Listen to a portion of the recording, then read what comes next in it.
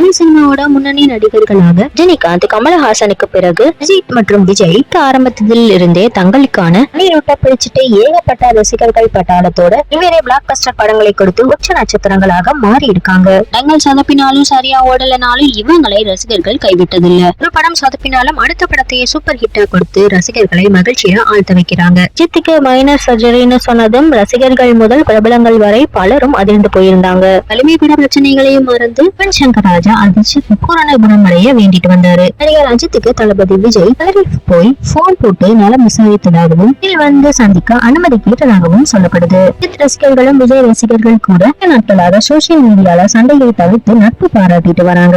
நிறுவனம் தயாரித்து வரும் பிற படங்கள் குறித்தும் தொடர்ந்து அப்டேட்கள் வெளியாகிட்டு வருது. இப்படி ஒரு அப்டேட் வரும்போதெல்லாம் விடாமுயற்சின்னு ஒரு படத்தை தயாரிப்பது நினைவிற்கான அஜித் ரசிகர்கள் கேட்டுட்டு வராங்க. அஜித் ரசிகர்கள் விடாமுயற்சி படத்தோட அப்டேட்டுக்காக காத்துட்டு இருக்காங்க. நான் யாருமே எதிர்பாராத விதமாக அஜித்தின் AK-23 படத்தோட போஸ்டர் வெளியாகி இருக்கு.